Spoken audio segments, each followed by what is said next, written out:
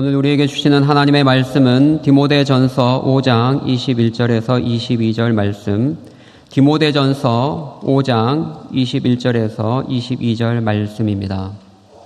제가 말씀을 봉독하겠습니다. 하나님과 그리스도 예수와 택하심을 받은 천사들 앞에서 내가 엄히 명하노니 너는 편견이 없이 이것들을 지켜 아무 일도 불공평하게 하지 말며 아무에게나 경솔히 안수하지 말고 다른 사람의 죄에 간섭하지 말며 내 자신을 지켜 정결하게 하라. 아멘.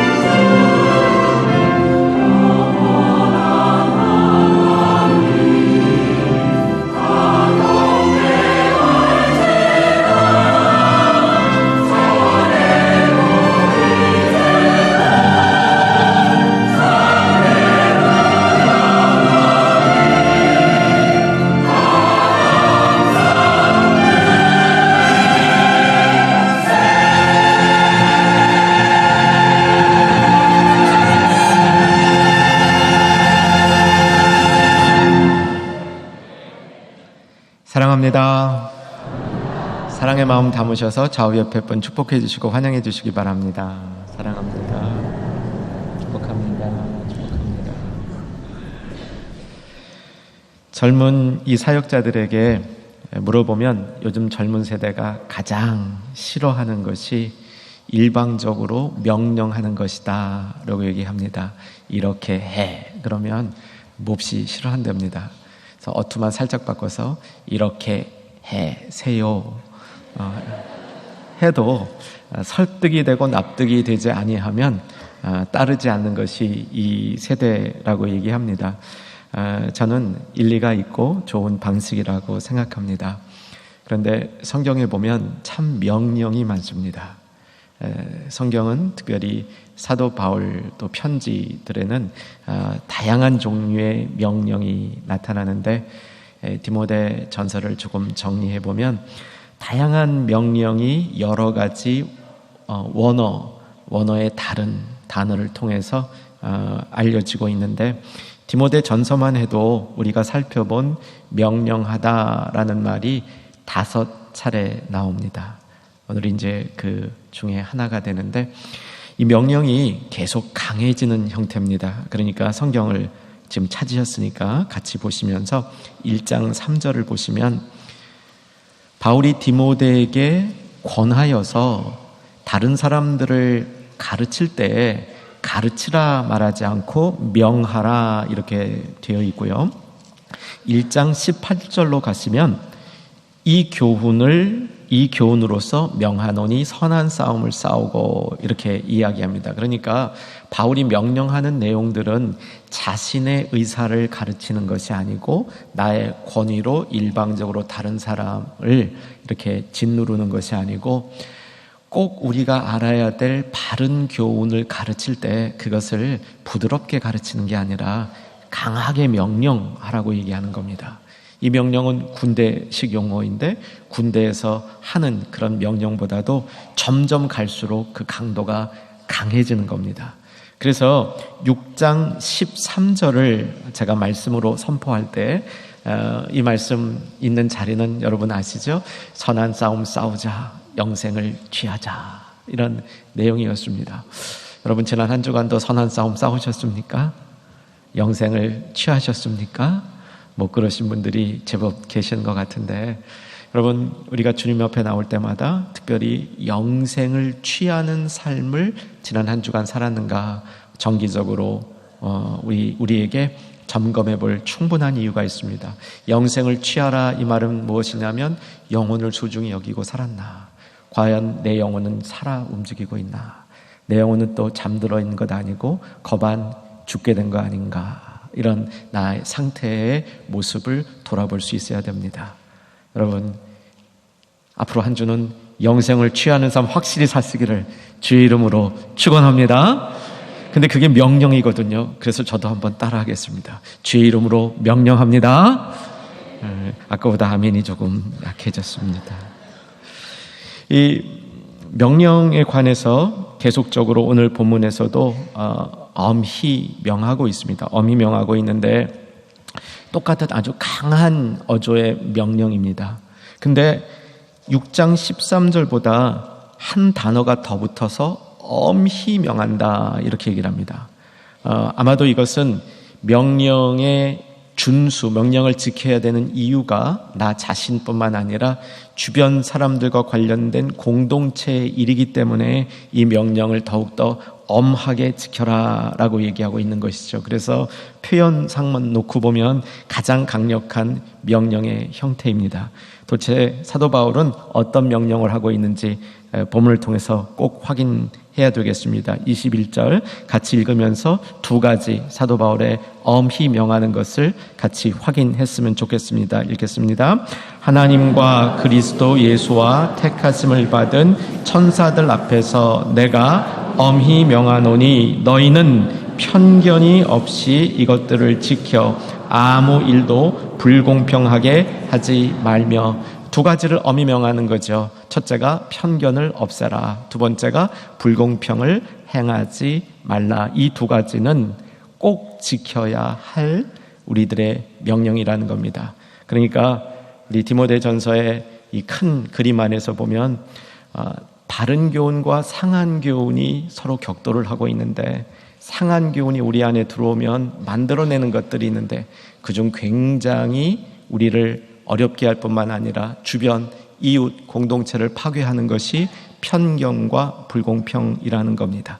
한번 따라해 주시면 좋겠습니다. 편견을 없애자.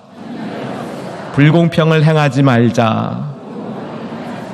이게 엄히 주시는 명령이라는 겁니다. 이제 하나씩 살펴보겠습니다. 편견을 없애라. 편견이라는 것은 생각의 범죄입니다. 생각의 범죄의 특징이 있는데, 생각의 범죄는 우리 안에 들어와서 생각을 싹 이렇게 사로잡기 때문에 속이기가 참 쉽습니다. 내가 속으로는 상대방을 비난하고 상대방을 욕하면서 겉으로는 웃을 수 있습니다. 이렇게 상대를 속일 수 있죠. 생각의 범죄입니다. 또 자기 자신도 속일 수 있습니다. 내가 내 생각 속에 이 편견이 들어오면 나는 편견이 없다, 들어와 있는데 없다, 이렇게 자신을 속이기도 아주 쉬운 것이 생각의 범죄의 특징입니다. 이 편견은 여러 가지 단계의 모습으로 나타나는데 우리 안에 편견이 생기면 점점 더 나쁜 방향으로 발전하는 것 같습니다. 편견은 한쪽으로 기울어진 견해인데 여기까지는 별 문제가 없습니다. 우리에게도 좋아하는 성향이 있을 수 있거든요. 그렇죠? 내가 특별히 좋아하는 색이 있을 수 있고 내가 싫어하는 색도 있을 수 있고요. 특별히 좋아하는 타입의 사람이 있을 수 있습니다. 그리고 별로 호감을 안 느끼는 타입의 사람도 있을 수 있습니다. 여기까지는 전혀 문제가 있는 것이 아니죠. 그런데 편견이라는 것은 이미 정해진 생각으로 다른 사람에게 불이익이 되는 일을 하는 것, 이것이 편견이 되겠습니다. 제가 24살 때 미국에 갔는데 처음에 신학교에 들어가서 공부를 하는데 이 신학 과정을 공부하기 전에 먼저 선수 과목들을 들어야 돼서 방학 동안에 대학에 가서 과목을 들었습니다. 그중 하나가 헬라어였는데 아침 일찍부터 하루 종일 수업이 있었습니다. 아침에 수업을 듣고 1시간이 끝나고 나면 배도 출출하고 해서 작은 매점에 가서 베이글을 먹는 것이 그 일과였습니다. 그 당시 한국에는 베이글이 없었는데 미국 가서 베이글을 먹으니까 참 맛있었습니다. 그래서 거의 매일 가서 먹는데 줄이 보통은 이제 그 시간에 사람들이 많이 오니까 줄을 좀 기다려야 되는데 어느 날 줄을 좀 기다리는데 제 뒤에 아주 깔끔하고 잘생긴 백인 남자 대학생이 섰습니다. 이제 제 차례가 돼서 주문하려는데 주문을 받는 분이 뒤에 온 사람 먼저 왔다고 그 사람 주문을 받는 거예요. 그래서 제가 속으로 아니 이게 저는 이 황인종이고 백인이라서 인종차별하는 건가라는 생각을 해봤는데 그건 아닌 것 같고요. 편견인 것 같습니다. 한쪽으로 기울어진 생각, 한쪽으로 기울어진 생각 속에서 그것이 다 다른 사람에게 불편함을 주는 그런 내용들이 편견이게 되겠죠. 여기서 조금 더 나가면 자기에게 마음에 안 든다고 괘씸한 생각을 갖게 되면 이건 좀 편견이 더 많아지는 겁니다. 그렇죠? 싫은데 이유가 없이 싫어. 난 그냥 네가 싫어. 그러면 그 대상은 얼마나 속이 상하겠습니까? 여기서 조금 더 나가면 편이 만들어지는 겁니다.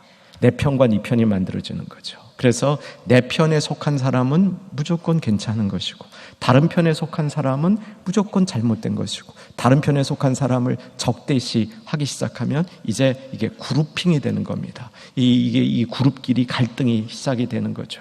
우리가 많이 우려하고 있는 것이 우리나라의 사회가 지금 이런 모습으로 치닫고 있는 것 아닌가 라고 생각이 드는 거죠. 성경은 거기에 근원에 뭐가 있다고 얘기하냐면 상한 교훈이 있다고 얘기합니다. 바르지 못한 교훈이 있다고 얘기합니다. 그래서 불공평, 편견이 우리 안에 들어와서 이런 그 결과가 점점 심해진 모습이라고 볼 수 있겠습니다. 여기서 조금 더 나가게 되면 이제는 다른 진영에 있는 사람들을 공격하기 시작합니다. 공격하기 위해서 그 사람들 속에 있는 잘못을 찾으려고 혈안이 되고요. 없는 잘못까지도 뒤집어 씌우는 이런 모습이 되죠. 여러분, 성경이 사탄을 어떻게 표현합니까? 사탄은 참소하는 자다. 이렇게 얘기합니다. 참소, 비웃고 낙담하게 만드는 것인데 나아가서 이 참소한다는 말은 뭐냐면 다른 사람 속에 있는 잘못을 끄집어내서 잘못 없는 것까지도 뒤집어 씌우는 모습, 그 모습도 포함되어 있다고 할 수 있겠습니다. 오늘 말씀은 편견을 없애라. 이 편견 없애는 걸 뭐라고 얘기합니까? 엄한 명령이다 라고 얘기를 합니다. 서두에 말씀드린 대로 이 시대는 명령 듣기를 싫어합니다. 그런데 사도 바울이 내리는 명령의 특징은 뭐냐면 그 명령이 자신의 판단으로 내리는 명령이 아니라는 겁니다. 사도 바울이 강한 엄한 명령을 내리는 그 근거에는 자신도 하나님께로부터 그 명령을 받았다는 겁니다. 그리고 자신 속에 그 명령을 시행하는 철저한 과정을 거친 다음에 그 명령을 내리는 겁니다. 그렇기 때문에 바울의 명령에는 힘이 있고 그 명령을 따를 의미가 있다는 것이죠. 여러분 어떻습니까? 하나님 명령 내리시면 명 내리소서 제가 행하겠습니다. 이런 마음 있으십니까? 이런 마음들이 있는 성도들이 되어보도록 우리가 힘써야 할 것입니다.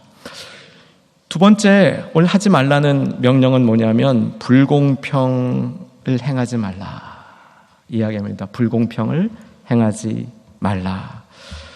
저는 제 생각에는 이 세상에 완벽한 평등은 없다고 생각합니다. 근데 성경은 완벽한 평등을 취하라라고 얘기하지 않고 불평등하게 하지 말라라고 이야기하죠. 왜 완벽한 평등이 이 땅에 있을 수 없다고 생각하냐면 인간이 육신을 입고 있기 때문입니다. 육신이 있는 한, 육신 속에 있는 한 우리는 내가 편한 걸 추구하게 되어 있는 것 같습니다. 아마 여기 예배드리는 대부분의 성도님들이 특혜받는 걸 좋아할 것 같아요.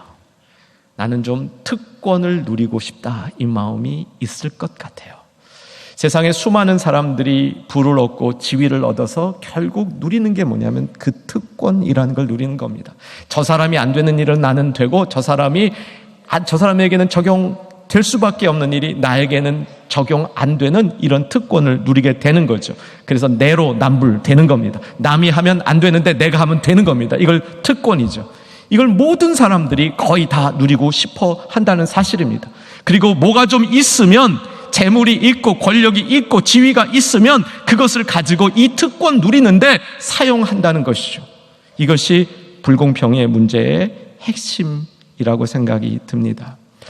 불공평을 없애는 사회적인 시도도 많이 있었습니다. 왜냐하면 인류 문화가, 인류 역사가 생긴 이래로 수많은 불평등이 있었기 때문에 이것을 해결하려는 노력들도 쭉 있어 왔습니다.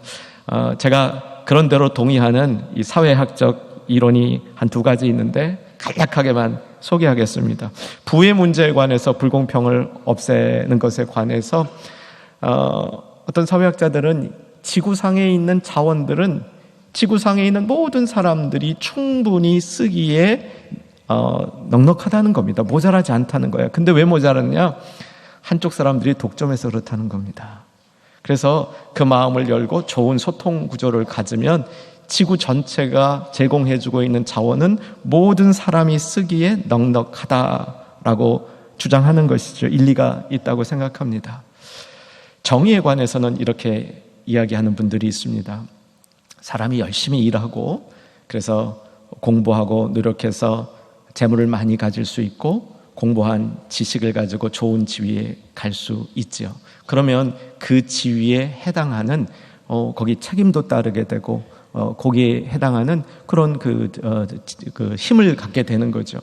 그것을 가지고 잘 사용하는 것은 전혀 문제가 없는데 문제가 뭐라고 지적을 하냐면 참된 정의는 그런 재물을 많이 가진 사람, 지식을 많이 가진 사람, 지위를 많이 가진 사람들이 그 일을 행하는 데 있어서는, 직무를 행하는 데 있어서는 거기에 준하는 특권은 갖지만 그것을 늘려서 다른 모든 것들을 갖는데 욕심을 부려서는 안 된다. 이것은 정의가 아니다라고 주장하는 겁니다. 그럴듯하다고 생각합니다. 사람들은 그 일을 수행하는 데 있어서 필요한 권위와 그 툴들은 가질 수 있는데 그것을 가지고 다른 많은 것들을 또 취할 수 있는 그런 특권 누리고 싶어 한다는 것이죠. 거기서 불공평이 생긴다고 주장하는 겁니다. 그런데 아무리 많은 사회학적 이론이 나온다 해도 저는 불공평의 핵심 문제를 다룰 수 없다고 생각합니다. 왜냐하면 불공평의 핵심에는 죄가 있기 때문입니다. 죄로부터 모든 불공평이 시작되었기 때문에 죄 문제가 해결되지 않는다면 인간 사이에 있는 불공평은 결국은 해결될 수 없는 문제라고 저는 믿고 있습니다. 성경적으로 이 문제를 잠깐 더 살펴보면 아담과 하와가 죄를 지었습니다. 그래서 하나님이 벌을 주는데 평생 땀을 흘려서 먹고 살도록 벌을 주셨습니다. 알고 계시죠? 그런데 문제가 어디서 생겼냐면 땀을 흘려야 먹고 사는데 땀 안 흘리고 먹고 살고 싶은 사람들이 생긴 겁니다. 불공평의 문제죠. 그런 사람들은 어떻게 합니까? 힘을 키워서 딴 사람 거 뺏는 거죠. 또 하나의 불공평의 문제는 뭐냐면 땀을 흘려서 열심히 일해서 취한 사람들이 이것이 다 자기 거라고, 이거는 몽땅 내 거라고, 내가 땀 흘려 쓰고 있기 때문에 딴 사람과 나눌 이유가 하나도 없다고 생각하는 것, 이 또한 불공평을 일으킨 죄의 이 양상이라 볼 수 있겠습니다. 왜냐하면요, 좀 많아지고요, 좀 높아지면 그것을 넓게 사용해서 특권을 누릴 수 있는 여지들이 참 많습니다. 진짜 땀을 안 흘려도 더 많은 그 자원을 확보할 수 있는 길이 열리기 때문이죠. 그래서 불공평의 문제는 결국은 죄의 문제를 해결하지 아니하면, 그러니까 불공평의 문제는 우리 예수 믿는 사람들이, 정말 은혜 받은 사람들이 해결해야 될 문제라고 믿는 것입니다. 사랑하는 여러분, 은혜가 우리 안에 들어오면요, 그 은혜는 우리로 하여금 수고하게 만듭니다. 수고를 하되 내가 수고하지만 주장하지 않게 만듭니다. 왜냐하면 내가 꼭 해야 될 일을 마땅히 감당했다고 생각하기 때문이죠. 그리고 그렇게 얻어진 것들을 내 것이라고 주장하지 않습니다. 그렇게 얻어진 것들을 다른 이웃들과 나눠야 마땅한 것이라고 생각을 하게 되죠. 은혜가 우리 안에 들어오지 아니하면 불공평의 문제는 해결될 수 없다고 확신합니다. 오늘 엄히 명하는 명령, 곧 편견을 없애고 불공평하게 하지 말라라는 이 교훈을 조금 더 큰 문맥에서 보면 교회 리더들, 장로들에게 주는 교훈이라고 되어 있습니다. 17절로 가보시기 바랍니다. 17절 같이 한번 읽겠습니다. 잘 다스리는 장로들은 배나 존경할 자로 알되 말씀과 가르침에 수고하는 이들에게는 더욱 그리할 것이니라. 장로들 중에 특별히 존경받을 장로들은 잘 다스리는 장로, 그중에 말씀 잘 전하는 장로는 더 존경하라 얘기한 다음에 18절에 성경에 일렀을 때 곡식 밟아 떠는 소의 입에 망을 씌우지 말라 하였고 또 일꾼이 그 삭슬을 받는 것은 마땅하다 하였노라. 여기 일꾼이 받는 삭슬은 아마도 문맥에서 보게 되면 존경인 것 같습니다. 열심히 주의 일을 하고 거기에 마땅한 존경을 받는 것은 마땅하다라고 얘기를 합니다. 그 다음 19절에 보면 장로에 대한 고발, 그러니까 교회 안에 영향력이 있고 지위가 있는 사람들에 대한 고발은 두세 증인이 없으면 받지 말 것이요 조심해서 하라는 겁니다.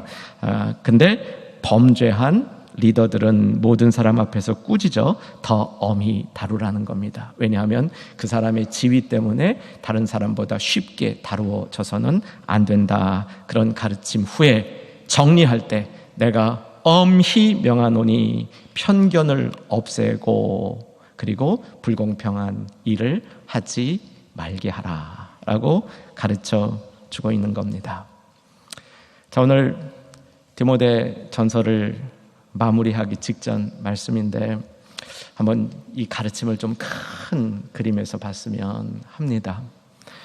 바울은 디모데 전서에서 그가 평소에 가르치고 있었던 다른 큰 가르침을 선포하고 그것으로부터 더 구체적인 가르침으로 나가게 되는데 바울은 늘 모든 영혼을 구원하는 일에 큰 관심을 갖고 있었습니다.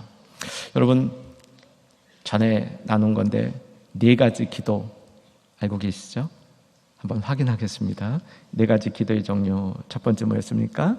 간구와 기도와 도고와 감사.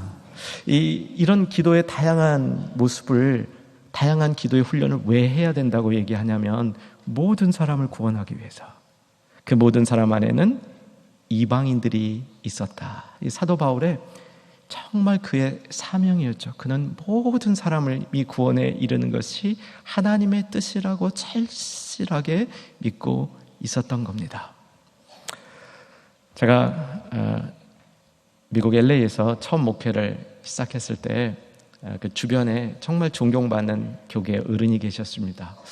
그 어른은 만날 때마다 거의 누구에게나 어떤 말씀을 하시냐면, 그래서 지금 그 일이 영혼 구하는 거하고 무슨 관계가 있어? 라고 물어보세요.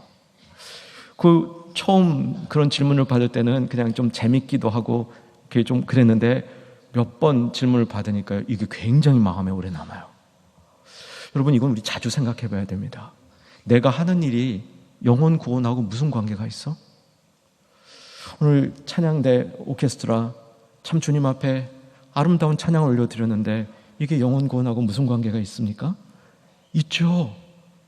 하나님을 높이고 예배를 돕고 하나님께 영광을 돌리고 성도님들이 마음이 주님 앞에 집중되게 했으니까 영혼 구원하고 관계가 있지요. 관계가 있는 겁니다. 그런데 내가 노래했는데요, 나는 찬양대에 20년 동안 서왔기 때문에 그냥 그 자리에 있었는데요, 그러면 영혼 구원과 관계가 있는지 질문해 봐야 되는 겁니다.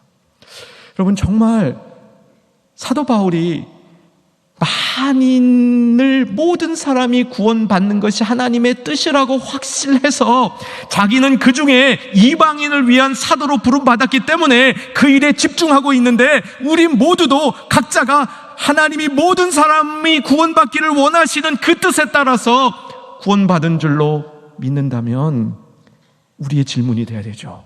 그렇지 않습니까? 내가 지금 하고 있는 일이 영혼과 무슨 관계가 있는가? 라는 질문을 던져야 됩니다. 여태까지 디모데전서에서 우리가 그동안 계속 들어왔던 얘기는 뭐냐면, 이렇게 영혼 구원을 잘 하기 위해서 우리는 바른 교훈 위에 서야 된다는 겁니다.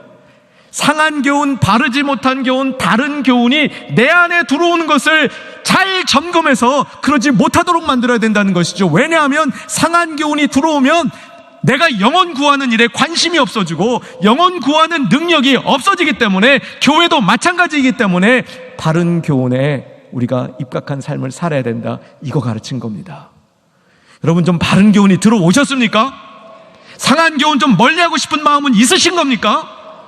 세밀하게 점검해야 됩니다. 상한 교훈은 교묘한 모습으로 우리에게 들어오기 때문에 엄히 명하는데, 오늘 그 절정에 편견이 없어져야 되고 불공평 행하지 않아야 된다. 이것이 상한 교훈이 우리의 영혼을 망가뜨리는 굉장히 중요한 무기라는 사실을 가르쳐 주고 있는 것이죠. 자, 이제 구체적으로 편견의 문제를 없애는 해법을 오늘 본문을 통해서 찾아보겠습니다. 어떻게 하면 편견을 없앨 수 있을까? 오늘 본문의 22절 말씀 같이 한번 봅니다. 22절 말씀 읽겠습니다. 아무에게나 경솔히 안수하지 말고 다른 사람의 죄에 간섭하지 말며 내 자신을 지켜 정결하게 하라. 경솔히 안수하지 말라라고 얘기합니다. 디모데가 목회자였기 때문에 안수를 남발하지 말라, 이런 교훈으로 받을 수 있겠습니다. 저도 처음에는 그렇게 생각을 했습니다. 성도님들 중에 안수 받는 걸 참 좋아하는 분들이 있어요. 그래서 목사님, 저 안수 기도해 주세요 하고 오시는 분들이 충영교회는 많지 않은데 타 교회는 많이 있습니다. 그런데 이제 목사들이 안수 기도를 하면 이런 분들이 또 있어요. 목사님, 그렇게 하지 말고 좀 세게 해주세요. 근데 안수 기도 남발을 의미할 수도 있겠지만, 오늘 본문이 가르쳐주는 것은 안수는 직분은 자를 세우는 행위이기 때문에 직분자를 남발해서 세우지 말라, 이런 교훈이라 볼 수 있겠습니다. 그것이 더 본문에는 합당한 교훈이라 이렇게 볼 수 있을 것 같습니다. 그러니까 디모데에게 경솔히 행하지 말라, 그런 얘기입니다. 우리가 편견을 갖지 않으려면 경솔히 행하지 않아야 됩니다. 편견은 경솔한 행위의 모습이라는 거죠. 그러면 경솔히 행하지 않는 모습은 무엇입니까? 신중함이죠. 디모데전서 설교 최소한 5번 들으신 분들은 신중함은 이제 머릿속에 들어가 있을 겁니다. 그렇게 믿어도 되겠습니까? 3가지 있었죠. 신의경, 첫 번째 신중함, 두 번째 의로움, 세 번째 경건함. 이 3가지 우리가 추구해야 될 바른 교훈의 중요한 실천 덕목이었습니다. 여러분, 신중함 사모하시지요? 저도 디모데전서 강의하다 보니까 신중함이라는 말이 제 안에 늘 맴돌아요. 저도 이 신중함을 가지고 저를 점검하는 시간을 종종 갖습니다. 사랑하는 여러분에게 다시 한번 도전하고 묻습니다. 신중함이 좋은 건 아는데 신중함이 뭐라고 선포된 말씀은 기억은 하시나요? 신중함의 핵심적인 교훈이 뭔지는 알고 신중함은 좋아하시는 겁니까? 여러분, 신중함의 핵심이 뭐냐면 깨어있는 겁니다. 분별력이 있는 겁니다. 깨어서 분별력이 있는 것을 얘기하는데, 다 타고나게 성품적으로 잘 깨어있는 사람이 아니라 훈련해서 그런 겁니다. 훈련해서 자기 절제하는 이런 성령의 능력이 내 삶 속에 나타나기 때문에 깨어있는 사람을 신중한 사람인데, 그래서 절제만 잘하는 것이 아니라 그 삶에 위험이 있고 그 삶에 품위가 있는 사람이 신중한 사람입니다. 다시 한번 신중한 삶을 사모하는 저와 여러분 되기를 주의 이름으로 축원합니다. 이 신중함이 있어야 편견이 없어지는 겁니다. 상한 교훈은 편견을 만드는데 바른 교훈, 신중함은 우리로 하여금 편견이 없는 삶을 살게 하는 것이죠. 불공평의 문제는 어떻게 해결할 수 있을까요? 과연 은혜가 아니면 해결할 수 없는 이 불공평의 문제는 기준이 분명한 삶을 살아야 된다고 확신합니다. 여러분, 불공평은 왔다 갔다 하는 거잖아요. 기준이 분명한 사람은 불공평을 행하지 않을 것입니다. 성경에서 기준이 뭐냐라는 이 가르침을 따라가다 보면 가장 중요한 기준은 의입니다. 알고 계시죠? 의가 하나님의 기준이에요. 그러니까 우리가 천국 들어가는 기준입니다. 하나님과 함께 할 수 있는 기준이죠. 하나님의 통치를 받을 때 우리 안에 생기는 게 의입니다. 아주 오래전에 어떤 장로님으로부터 참 인격적으로 훌륭하시고 성경을 참 열심히 공부하시는 장로님이었는데 이런 질문을 받았습니다. 목사님, 의가 뭡니까? 제가 한 5분 동안 의에 대해서 강의를 했습니다. 제가 알고 있는 신약 성경, 조직신학 다 동원해가지고 의의 원어는 디카이오 수네인데 네네네 하면서 한 5분 동안 계속 강의를 했는데, 잘 들으시더니 그래서 목사님, 그 의가 있으면 우리가 어떤 모습이 되는 겁니까? 거기서 제가 막혔습니다. 그래서 10년도 더 된 일인데 그 이후로 저도 틈틈이 의란 뭔가, 도대체 의는 어떻게 우리가 검증하고 증명할 수 있는가? 분명한 것은 의는 기준입니다. 하나님의 기준. 하나님 앞에 설 수 있고 하나님 나라에 들어갈 수 있는 건 의예요. 그래서 의롭다 함을 얻어야 하나님의 자녀가 되는 거잖아요. 구원을 받는 겁니다. 구원을 받는 걸 의롭다 함을 얻는 거라고 얘기하고 있는 거죠. 하나님의 기준에 합한 사람이 된다는 겁니다. 성경 가운데 또 중요한 하나님의 기준이 있는데 그게 뭐냐면 선함입니다. 착함, 선함. 이게 하나님의 기준이에요. 왜냐하면 선한 것을 하나님이 받아들여줘요. 선하며 하나님이 기뻐 받으실 만하다. 제물, 제사를 얘기할 때 자주 나오는 거예요. 이는 선해서 하나님이 받아들이실 만하다. 그러니까 하나님이 받아들이는 조건은 선해야 되는 거예요. 물론 의와 선이 비슷한 상관관계에 있는 거죠. 빛의 열매라는 교훈이 있습니다. 아마 우리 충영 가족 가운데는 에베소서를 잘 외우시는 분들이 많아서 에베소서 5장 9절에 보면 빛의 열매라는 말이 나오거든요. 우리 자막으로 한번 보겠습니다. 빛의 열매. 에베소서 5장 9절 같이 읽겠습니다. 빛의 열매는 모든 착함과 의로움과 진실함에 있느니라. 한번 같이 합시다. 빛의 열매는 착함과 의로움과 진실함에 있느니라. 기억되셨습니까? 근데 성경을 읽다 보면 빛의 열매, 여기와 아주 비슷한 가르침인데 의의 열매라는 게 나와요. 그러니까 의는, 그게 의가 내 안에 있으면 반드시 열매를 맺는 겁니다. 그래서 내가 의가 있느냐 없느냐는 의의 열매가 나에게 맺어지는가 안 맺어지는가, 그걸로 판단을 하는 겁니다. 그런데 의의 열매가 뭐라는 설명은 없어요. 한번 보겠습니다. 빌립보서 1장 11절 같이 읽겠습니다. 예수 그리스도로 말미암아 의의 열매가 가득하여 하나님의 영광과 찬송이 되기를 원하노라. 의의 열매가 가득하여.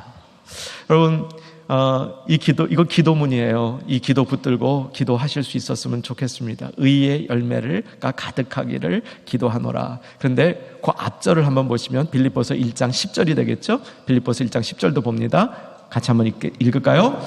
너희로 지극히 선한 것을 분별하며 또 진실하여 허물 없이 그리스도의 날까지 이르고, 지극히 뭐한 것을? 선한 것을. 또 뭐하여?